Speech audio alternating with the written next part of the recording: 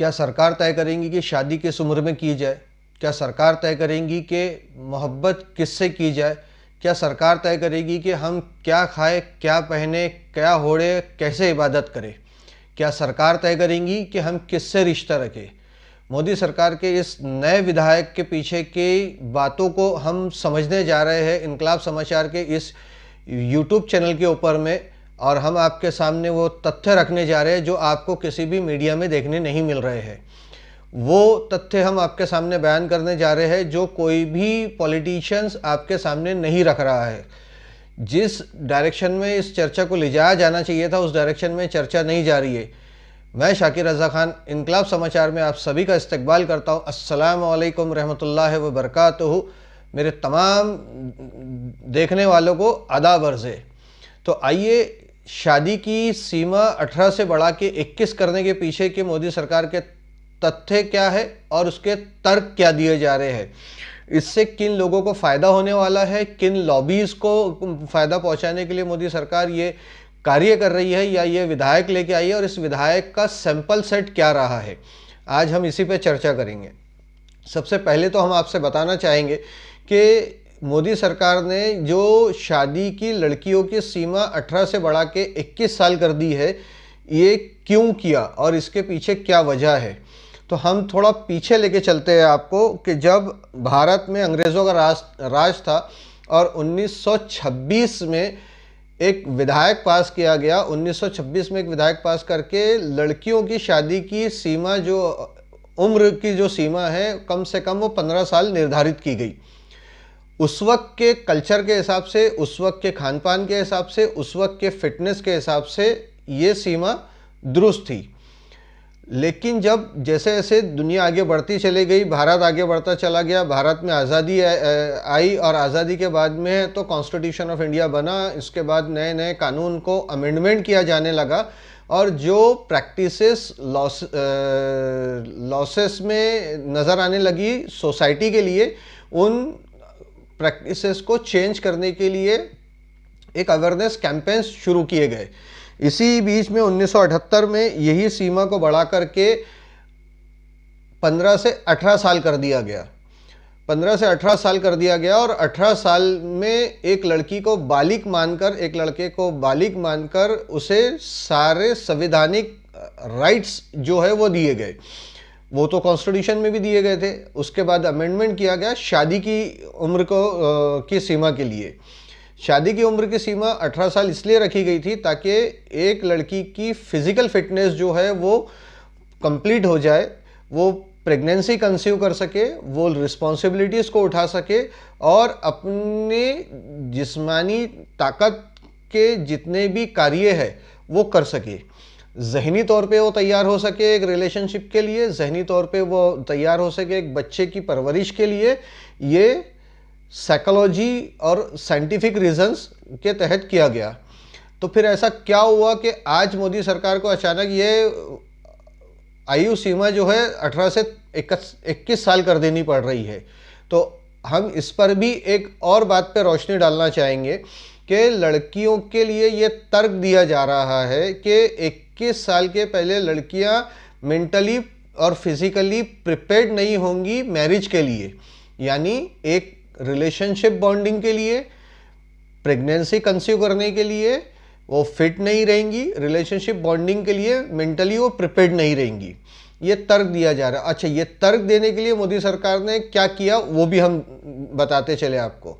एक task force बनाया गया जया जेटली की अध्यक्षता में, और जया जेटली की अध्यक्षता में 140 करोड़ भारतीयों के लिए बनाए जाने वाले एक नए कानून, जिसमें सेंसेक्स 2011 का रिकॉर्ड बताता है कि भारत में महिलाओं की आबादी जो है वो पुरुषों की आबादी के लगभग बराबर बराबर है।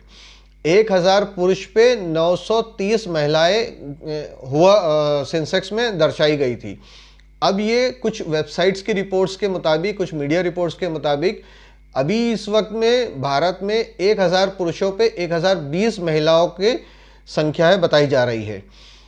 अब जो 50-50 का रेशो, इक्वल रेशो आ गया है, तो महिलाओं की एज को बढ़ाने के पीछे मोदी सरकार का तर्क क्या है, इस टास्क फोर्स ने किया क्या है? तो मतलब ये हुआ कि 140 करोड़ की पॉपुलेशन में से 70 करोड़ की जिंदगियों के फैसले करने वाले डिसीजन को लाने के लिए जो टास्क फोर्स बनाया गया, उस टास्क फोर्स ने मात्र 16 यूनिवर्सिटी के कुछ बच्चों के से बात की, कुछ बच्चों से सैंपल सेट लिए।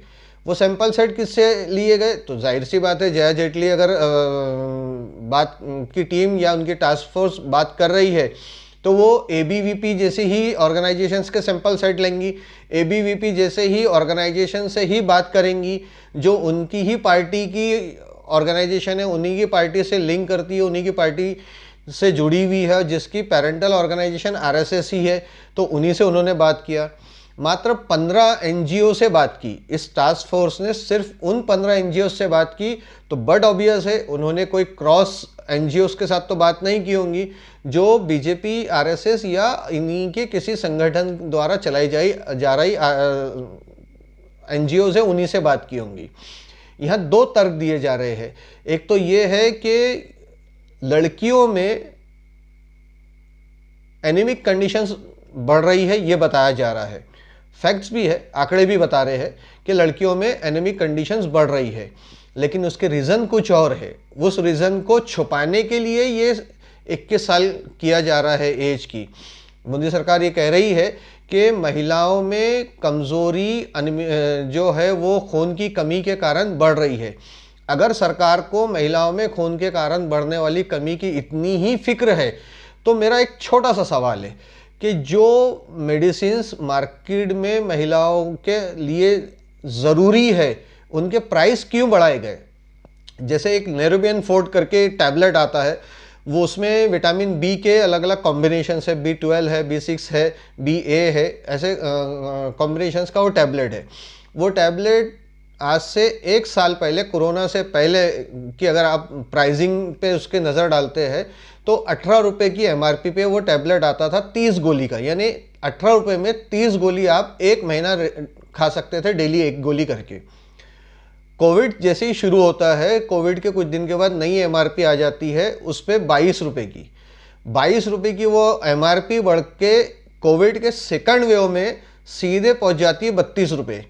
तो मोदी सरकार से ये सवाल है मेरा सीधा सीधा इनकलाब समाचार के माध्यम से कि साहब, अगर औरतों में या लड़कियों में 15 से 19 साल की बच्चियों में जो मिल न्यूट्रिशन की बात कही जा रही है इस बिल के अंदर में, और मिल न्यूट्रिशन के अंदर में आंकड़े बड़े भी है, जो नेशनल हेल्थ सैंपल्स बता रहे हैं कि वो 54 से 0.1 से बढ़ के 59.1% तक हो गए हैं, यानी कि हर 100 में से 50 लड़कियां जो है वो एनीमिक है। तो हर 100 में से जब 50 लड़कियां एनीमिक है, तो आप मेडिसिन के रेट क्यों बढ़ा रहे हो? आप मेडिसिन सस्ती क्यों नहीं कर रहे? दूसरी एक और टैबलेट आती है सुप्राडीन करके, सुप्राडीन टैबलेट जो है वो मल्टीविटामिन टैबलेट है। सुप्राडीन का जो प्राइस हुआ करता था कोविड से पहले में, वो तकरीबन 20 या 22 रुपए के आसपास में टैबलेट आती थी। आज इस 1 साल के अंदर में उस 20-22 रुपए के टैबलेट के स्ट्रिप की कीमत 50 रुपए कर दी गई है 15 गोली की। यानी आप एक तरफ तो बात कर रहे हैं कि लड़कियों के शारीरिक क्षमता की बात कर रहे हैं, मेल न्यूट्रिशन की आप बात कर रहे हैं, और उनको लगने वाली ज़रूरी मेडिसिन को आप महंगा करते जा रहे हैं। तो ये तो दोहरा रवैया हुआ। ये कैसा रवैया हुआ भाई कि आप है तो ये कह रहे हैं कि शादी की उम्र 18 से बढ़ा के 21 साल कर दी जाए ताकि लड़कियों की शारीरिक क्षमता जो बढ़ सके, और दूसरी तरफ आप ही की एजेंसियों के नेशनल हेल्थ सैंपल्स के रिकॉर्ड बता रहे हैं कि 50% लड़कियां जो है 15 से 19 साल के बीच की लड़कियों की फिटनेस कंडीशन जो है, हेल्थ कंडीशन जो है वो एनीमिक है। तो इसके पीछे और भी दूसरी कोई वजह है जो मोदी सरकार छुपाना चाहती है। मोदी सरकार ये छुपाना चाहती है कि देश में गरीबी के कारण, बेरोजगारी के कारण, प्रॉपर डाइट न मिल पाने के कारण की वजह से देश में जो भूखमरी बढ़ रही है, उसकी वजह से, बढ़ती हुई भूखमरी की वजह से ये जो लड़कियां हैं अपनी हेल्थ गंवा रही है या एनीमिक रह जा रही है। तो सरकार को बेरोजगारी दूर करने पे काम करना चाहिए था, सरकार को भूखमरी दूर करने पे काम करना चाहिए था, और उन 50% लड़कियों की फिजिकल फिटनेस का ध्यान रखने के लिए उनको लगने वाली ज़रूरी दवाइयों की कीमत कम करनी चाहिए थी। शायद ही आपको किसी भी मीडिया ने ये बात बताई होंगी जो बात हमने आपके सामने रखी है। ये फैक्ट्स है, फिगर है, आप मार्केट में चेक कर सकते हैं। किसी भी केमिस्ट के पास जाकर के आप इन दोनों दवाइयों के जो मैंने एग्जांपल्स दिए उनके रेट्स को वेरीफाई कर सकते हैं। अब इससे आगे हम बात करते हैं कि जब वाजपेयी सरकार भारत में सत्ता में थी तो तब 2002 और 2001 में एक प्रोजेक्ट को वाजपेयी के ड्रीम प्रोजेक्ट के तौर पे लॉन्च किया गया था। सर्व शिक्षा अभियान के अंदर में चाइल्ड सेक्स जो है, सेक्स एजुकेशन को जो है लॉन्च किया गया था, और उस सेक्स एजुकेशन की जो एज ग्रुप रखी गई थी वो 6 ईयर टू 14 ईयर रखी गई थी। इसका मतलब ये था कि एनडीए की सरकार 6 स्टैंडर्ड से 6 ईयर से की एज ग्रुप से लेके 14 ईयर एज ग्रुप तक के सेक्स अवेयरनेस लाने की बात कर रही थी काम कर रही थी। और सर्व शिक्षा अभियान के अंदर इस एजुकेशन को, सेक्स एजुकेशन को फ्री रखा गया बट कंपलसरी किया गया। उस कंपलसरी एजुकेशन में तकरीबन अब तक के सर्व शिक्षा अभियान के अंतर्गत 19 करोड़ 70 लाख बच्चों को एजुकेशन दिए गए हैं। 19 करोड़ 70 लाख बच्चों को एजुकेशन, एक तरफ तो बीजेपी की ही आइडियोलॉजी की सरकार बनती है देश में, 2000 और 2001 के बीच में ये कानून पास करती है कि सर्व शिक्षा अभियान के अंतर्गत बच्चों को सेक्स एजुकेशन कंपलसरी किया जाए। इसके पीछे उस वक्त की मौजूदा सरकार जो रही थी वाजपेयी की, उन्होंने ये कहा था कि बच्चियों और बच्चों के अंदर में सेक्स अवेयरनेस आने की वजह से बलात्कार में कमी आएंगी, बलात्कार रुकेंगे। तो जब अगर वाजपेयी सरकार बलात्कार रोकने के लिए ये तर्क दे करके बच्चों को सेक्स एजुकेशन से अवेयर करके उनको हर एक चीज़ उनकी उम्र से पहले दे देना चाहती है या दे देना चाह रही थी और दे दिया गया पिछले 20 सालों के अंदर में, तो अब ऐसा क्या हो रहा है कि शादी की उम्र 21 साल कर देने से ये सब चीज़ें रुक जाएंगी। तब तो डिजिटलाइजेशन और इंटरनेट मीडिया लोगों के हाथ में इतना नहीं था। अब इंटरनेट मीडिया चूँकि लोगों के हाथ में है, इजी एक्सेस है, आराम से हर बच्चा हर किस्म का टॉपिक सर्च कर सकता है और हर चीज़ की अवेयरनेस हासिल कर लेता है। तो ऐसे टाइम में फिर 18 से 21 साल की एज करने के पीछे में तर्क क्या है? जैसा हमने आपसे बताया कि 2 मेडिसिन के सैंपल्स नाम के साथ में कि इन मेडिसिन की प्राइसिंग को बढ़ाया गया, क्योंकि 2019 में ही मोदी सरकार ने इस बात का अनाउंसमेंट कर दिया था कि वो शादी की सीमा 18 से 21 करने जा रही है।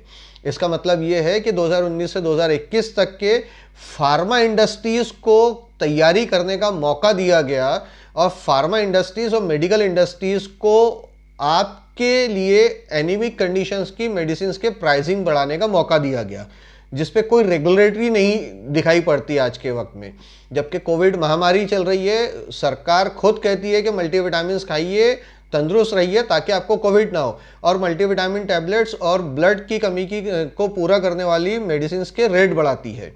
दूसरी तरफ अगर हम ये देखते हैं कि वाजपेयी सरकार सेक्स एजुकेशन पे बात करती है, गवर्नमेंट ऑफ इंडिया जो हमेशा से रही है, 1978 में जब 18 साल की एज की गई है शादी की, तो उस वक्त के बाद से आपने कई सारे ऐसे कानून देखे जिसमें एडल्ट्री जो है 18 साल में ही बच्चों को एडल्ट होने की कानूनी एज लिमिट जो है वो डिक्लेयर की गई। जब बच्चा 18 साल की उम्र में किसी भी लीगल कॉन्ट्रैक्ट को साइन कर सकता है, चाहे वो लड़का हो या लड़की हो, जब लड़की अपने देश के सभी चुनाव में वोट डालने का अधिकार रख सकती है, जब लड़की अपने देश के प्रधानमंत्री को चुनने का अधिकार रख सकती है, जब लड़की अपने एजुकेशन में क्या डिग्री पढ़नी है, उसे क्या डिग्री नहीं पढ़नी है, ये डिसीजन लेने का अधिकार रखती है। जब लड़की क्या पहनना है क्या पहनना नहीं है इसका अधिकार रखती है। जब लड़की किसके साथ में उसे रिलेशनशिप में रहना है, किसी के साथ में उसे रिलेशनशिप में नहीं रहना है, इसका अधिकार रखती है, जो कि मोदी सरकार के दौर में ही लिव एंड रिलेशनशिप को लीगलाइज किया गया। और भी ऐसे कानून जिनका जिक्र मैं यहाँ नहीं करना चाह रहा, जो अच्छे नहीं लगते यहाँ बोलते हुए भी, उन कानूनों को भी कोर्ट के ज़रिए से मोदी सरकार ने लीगलाइज किया। तो फिर बच्चियों की एजुकेशन को के नाम पर, बच्चियों के एनीमिक होने के नाम पर, उनके करियर के नाम पर उनसे उनकी शादी का हक 3 साल के लिए क्यों छीना जा रहा है, इस चीज़ को समझना बहुत ज़रूरी है। जहाँ एक तरफ सेक्स एजुकेशन स्कूल में 6 साल की उम्र से 14 साल की उम्र में पढ़ाया जा रहा है, इसी बीजेपी सरकार के कानून के दौर में लाए हुए कानून के हिसाब से, तो फिर आज ऐसा क्या हो रहा है। तो आइए इसके पीछे का एक और सच आपके सामने रखें। इसके पीछे का एक बहुत बड़ा सच हम आपके सामने रखने जा रहे हैं। वो ये है कि जैसा अभी पिछले रिजिम में महाराष्ट्र के अंदर में बीजेपी की सरकार थी, देवेंद्र फडणवीस मुख्यमंत्री हुआ करते थे, उनके दौर सरकार के टाइम में एक कानून पास किया गया महाराष्ट्र के अंदर में, जो अब सारे बीजेपी शासित राज्यों में होना चाहिए ये कानून, या पहले से हो तो मुझे आइडिया नहीं है, लेकिन मैं महाराष्ट्र के उस कानून का जिक्र यहाँ करना ज़रूर समझता हूँ। 7 साल की उम्र में पहली क्लास में बच्चे का एडमिशन होगा, जो कि पहले जो एजुकेशन रहा होता था तो वो बच्चों का नर्सरी KG1 KG2 से ऐसा होते हुए आता था। अब देवेंद्र फडणवीस सरकार की ने उस वक्त में ये तर्क दिया कि 7 साल से पहले की जो एज का बच्चा है वो वीक होता है, कमज़ोर होता है, मेंटली इतना स्ट्रांग नहीं हो पाता कि उसे एजुकेशन का बोझ दिया जाए उस पर। तो सवाल ये है कि अगर 7 साल की उम्र में पहली क्लास में वो एडमिशन लेगा बच्चा, तो उससे पहले के एजुकेशन बंद कर दिए जाए। फिर उससे पहले के एजुकेशन पे लाखों रुपये माँ बाप की फीस क्यों बर्बाद की जा रही है। चलो आज का टॉपिक ये नहीं है, उसको हम बाद में बात करेंगे। आज का टॉपिक ये है कि जब वो 7 साल की उम्र में अगर लड़की या लड़का पहली क्लास में फर्स्ट स्टैंडर्ड में एडमिशन लेगा, तो 10 पढ़ते पढ़ते तक उसको 10वीं क्लास से निकलने में 17 और 18 की एज ग्रुप में वो पहुंच जाएगा। तो इसका मतलब ये हुआ कि सेंट्रल गवर्नमेंट ऐसा कोई कानून लाने जा रही है जिसमें 7 साल की उम्र में पहली बार बच्चा जो है फर्स्ट स्टैंडर्ड में जाएगा और 18 साल की उम्र में वो 10वीं से निकलेगा। यानी कि सरकार को बेरोजगारी, गरीबी, भूखमरी को मिटाने का जो सॉल्यूशन निकाला है सरकार ने, वो 21 साल की शादी के पीछे का तर्क को समझा रहा हूं मैं आपको। उस तर्क को समझिए। इसे गोदी मीडिया कभी नहीं बताएंगा आपको, और पॉलिटिशियंस इस पर कभी बात नहीं करेंगे आपसे। ये बच्चा जब 18 साल की एज ग्रुप के अंदर 10वीं से निकलेगा तो 11th और 12 करे तक 20 साल का हो जाएगा। 11-12 जब 20 साल की एज में करके 20 और 21 के रनिंग में वो 11-12 के बाद ग्रेजुएशन की फर्स्ट क्लास के अंदर में जब वो अपीयर्ड होगा, तो जैसे वो इंटर होगा उसकी एज 21 की रहेंगी, 21 की रहेंगी। तो यहाँ एक तरफ बीजेपी और उसके अलायंस पार्टनर्स अथवा जो बीजेपी का गोदी मीडिया है वो ये बताने में तुला हुआ है कि बच्चियों को ज़्यादा पढ़ने का मौका मिलेगा। तो ज़्यादा कैसे पढ़ने का मौका मिलेगा साहब, जब वो फर्स्ट डिग्री के फर्स्ट ईयर में ही इंटर हो रही है तो 21 साल की हो जा रही, और आप बोल रहे हैं कि जब 21 साल की हो गई तो शादी कर ले बेटा। तो कहाँ पढ़ने का मौका मिला? जहाँ पहले फर्स्ट स्टैंडर्ड में 3.5 साल में यानी 4th ईयर रनिंग में बच्चे को एंट्री मिल जाया करती थी, वहाँ से उठा के उसे 21 साल किया गया। अच्छा, अब ये 7 साल किया गया। तो 7 साल के पीछे से लेके 21 साल के पीछे की स्टोरी को अभी आप समझिए कि जब ये 21 साल में फर्स्ट ईयर में अपीयर होगा किसी भी ग्रेजुएशन के अंदर में, तो जाहिर सी बात है कुछ डिग्री कोर्सेस 3 साल के, कुछ डिग्री कोर्सेस 4 साल के, तो वो 3 साल और 4 साल में डिग्री कोर्सेज को लेकर के आगे बढ़ेगा। वीडियो को आखिर तक देखते चलिएगा।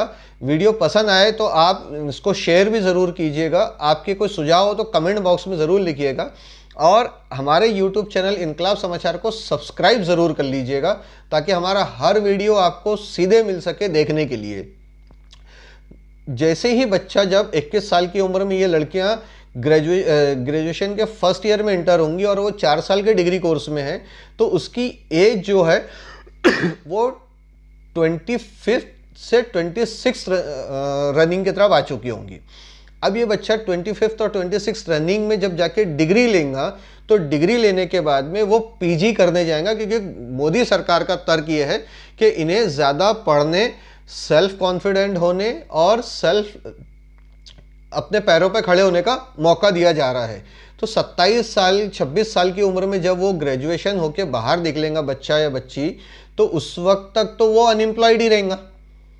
तो फिर कैसे अपने पैरों पे खड़े हो रहा है? यानी 21 साल के पीछे के पाखंड को समझिए आप, कि 21 साल में एंट्री 4 साल के कोर्स के लिए, 4 साल का कोर्स कंप्लीट होगा 2526 के रनिंग में, 2526 का रनिंग चल रहा होगा उस बच्ची का, तो उसका ग्रेजुएशन कंप्लीट होगा। यानी जब तक कि उसका ग्रेजुएशन नहीं होगा वो शादी करने के लिए रुकी रहेंगी। वो शादी करने के लिए रुकी रहेंगी इसीलिए कि फिर वो जब पीजी करने अगर जाएंगी, तो पीजी करने के टाइम पे उसकी एज कितनी हो जाएंगी? 2 साल का पीजी वो करेंगी तो 29th रनिंग में आ जाएंगी वो बच्ची। 29th रनिंग में आएंगी। तो इसके पीछे का पूरा मेडिकल माफिया का गेम समझिए जो मोदी सरकार करने जा रही है। ये पूरा मेडिकल माफिया का गेम है, मेडिकल इंडस्ट्री का गेम है, और मेडिकल इंडस्ट्री के प्लेयर्स को फायदा पहुंचाने, आपकी जेब पे कब्जा करने के लिए ये 3 साल का एज ग्रुप बढ़ाया गया है।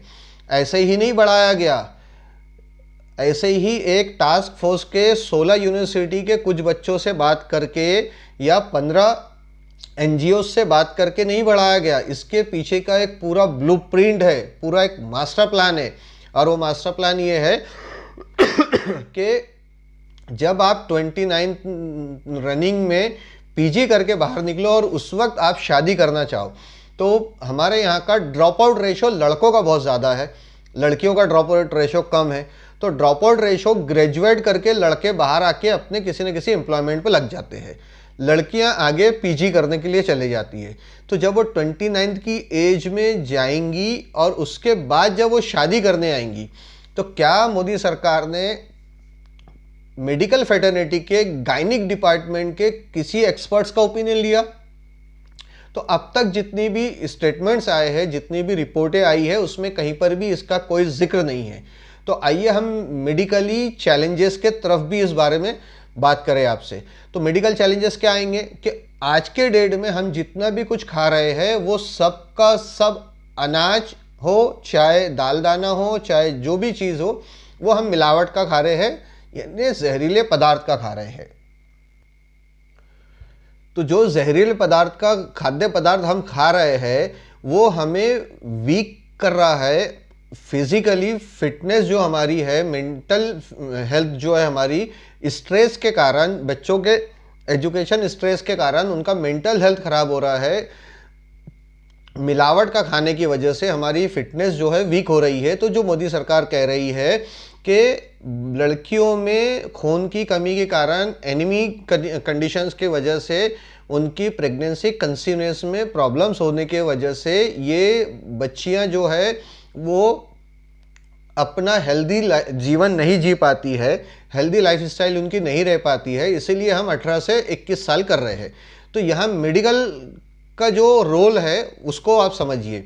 मेडिसिन को महंगा करना और मेडिसिन को महंगा करके बच्चियों को उस सब्स्टिट्यूट ऑफ मेडिसिन से दूर ले जाना, एक तो ये किया जा रहा है। दूसरा ये कि उनका पीजी खत्म होते होते तक वो 29 की एज में आ जाएंगी। 29 की एज के बाद जैसे ही वो आगे बढ़ती है, शादी करती है, तो बट ऑब्वियस है कि रिश्ता एकदम से तो नहीं हो जाता ना। साल 2 साल उसकी शादी के प्रोसेस के इंतज़ार में निकलेंगे। अगर शादी के प्रोसेस के इंतज़ार में उसकी एज 31 और 32 साल की हो जाती है, तो 32 साल की एज तक लड़कियों के आते आते लड़कों की तो शादी हो चुकी रहेंगी, क्योंकि लड़का तो ग्रेजुएट हुआ, बिजनेस में लग गया, लड़का ग्रेजुएट हुआ, जॉब में लग गया, लड़का ग्रेजुएट हुआ, किसी न किसी जगह पे अपना ब्रेड एंड बटर तलाशने के लिए लग गया। भले देश में बेरोजगारी है तो देश से बाहर चला गया काम करने के लिए, जिन मुल्कों में काम है वहाँ चला गया। इस तरीके से जो 50% पॉपुलेशन ऑफ गर्ल है हमारे यहाँ पे, उनकी शादियों में प्रॉब्लम्स आएंगी। यानी उनको एक लंबे समय तक शादियों से रोके रखने का प्लान है ये। जो शादियां आज 18 साल में लड़कियां आज के एजुकेशन प्रीवियस एजुकेशन पॉलिसीज के हिसाब से 3.5-4 साल में फर्स्ट ईयर में जाकर के 22 और 23 में वो ग्रेजुएट हो जाया करती थी और 22 और 23 में ग्रेजुएट होकर वो शादी 24-25 में करके अपनी ज़िंदगी से लग जाया करती थी, उनकी वो 24-25 की एज की शादी को रोक करके उन्हें 30 और 31 तक ले जाने का प्लान है। अब ये 30 और 31 तक ले जाने से सरकार को क्या फ़ायदा, आपका सवाल हो सकता है। तो सवाल ये है कि आज के वक्त में आप एक कंपनी का नाम बहुत सुन रहे हैं, IVRF वो कंपनी है जो फर्टिलिटी के ऊपर में काम कर रही है। इस पर एक पूरा सेशन करने के लायक टॉपिक है ये। IVRF किसकी कंपनी है, कौन उसके इन्वेस्टर्स है, उसके प्रमोटर्स कौन है, कैसे वो ऑपरेट कर रही है, क्या उसका मॉडल्स ऑफ बिजनेस मॉड्यूल है, ये सब पे हम कभी बात करेंगे। इस टाइप की जो कंपनियां हैं ये आपकी प्रेगनेंसी की एज निकल जाने के बाद में या आपकी प्रेगनेंसी में प्रॉब्लम्स आने की वजह से आपको अल्टरनेट प्रेगनेंसी का सब्स्टिट्यूट देती है, जिनके पैकेजेस 8 लाख और 10 लाख के रेट में मार्केट में चल रहे हैं। यानी आपको पहले 3 साल आगे बढ़ा करके एज के उधर में 6 साल दूर ले जाने का मोदी सरकार का प्लान है। उधर 6 साल आगे ले जा करके आपके ही फायदे की बात का स्लोगन आपको देके आपको किस तरीके से लूटा जाएगा आने वाले 10 साल के बाद में। क्योंकि हज़ारों करोड़ रुपए की इंडस्ट्री है, लाखों करोड़ रुपए का बिजनेस है ये। इस लाखों करोड़ रुपए के बिजनेस से फ़ायदा किसको पहुंचेगा? तो फ़ायदा पहुंचेगा बट ऑब्वियस है बीजेपी को, क्योंकि ये सारी फार्मास्यूटिकल कंपनियां, मेडिकल इंस्टीट्यूशन जो है वो फंड करेंगे इनको। और आप जानते हैं कि पॉलिटिकल फंड का कोई हिसाब किताब नहीं देना है। मुझे अगर 1 रुपया आप देंगे तो मुझे उसका हिसाब देना है, लेकिन पॉलिटिकल पार्टियों को किसी चीज़ का हिसाब नहीं देना है। तो उसी चीज़ को ध्यान में रखिए आप कि ये जो कानून लाया गया है या संसद में पेश किया बिल पास कर लिया गया है, इसके पीछे का तर्क क्या है? इसके पीछे का तर्क ये है कि कम एज में एक तो बच्चों को सेक्स एजुकेशन के नाम पे सेक्स सिखा दो, सेक्स के लिए अवेयर कर दो, सेक्सुअल रिलेशनशिप के बारे में उनको फुल्ली इंफॉर्मेशन के साथ लेस कर दो। दूसरा, आप उनकी शादी की एज को बढ़ा करके ये 2 तर्क दो कि एक तो उनको पढ़ने का ज़्यादा समय मिलेगा, आगे बढ़ने का ज़्यादा समय मिलेगा, जो मैंने अभी आपको बताया कि बिल्कुल भी नहीं मिल रहा है।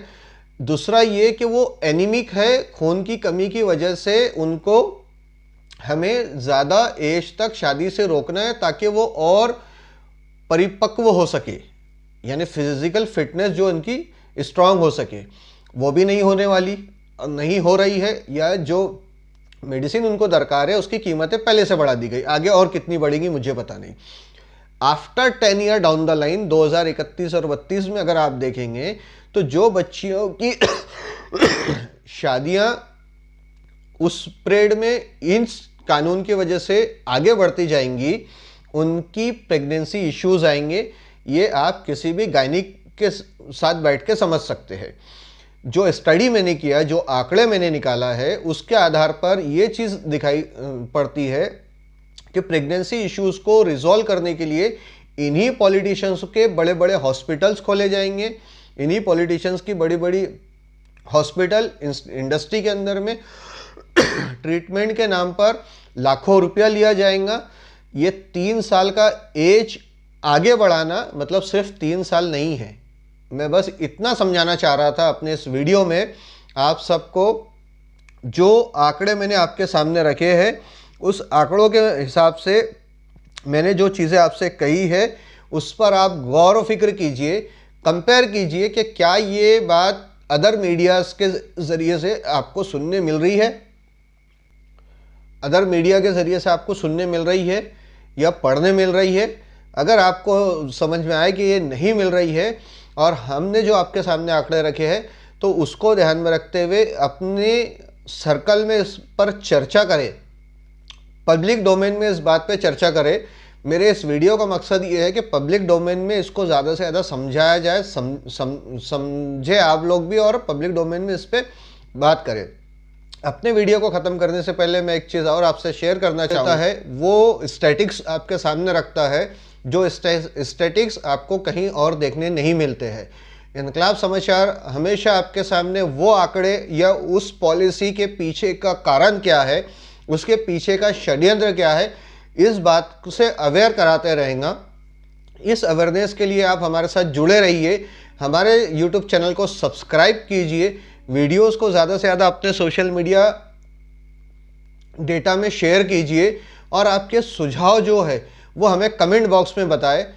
इल्तिजा है आपसे कि सिर्फ सुझाव बताएं, गंदगी ना फैलाए, बीजेपी के स्लीपर सेल वाले काम ना करें।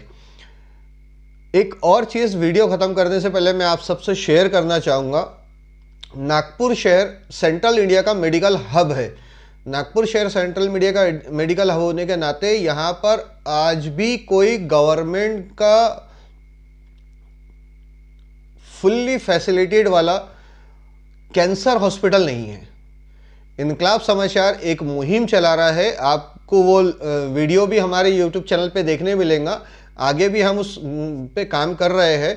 तो हमारी आपसे दरख्वास्त है कि आप सब नागपुर शहर में कैंसर हॉस्पिटल्स खोले जाने की हमारी इस मुहिम से जुड़े, जो फुल्ली वर्ल्ड क्लास फैसिलिटीज़ के साथ हो। उस मुहिम से भी हमारे साथ जुड़े और हमारे इस वीडियो को ज़्यादा से ज़्यादा शेयर करें, हमारे चैनल को सब्सक्राइब करें। इंशाअल्लाह अज़ीज़ आने वाले वक्त में फिर किसी वीडियो में आपसे मुलाकात होंगी, फिर किसी और सब्जेक्ट पे आपके सामने मैं इस तरीके से उस सब्जेक्ट के बैकग्राउंड्स को पेश करने की कोशिश करूँगा। जज़ाकल्लाह खैर, अल्लाह हाफिज़।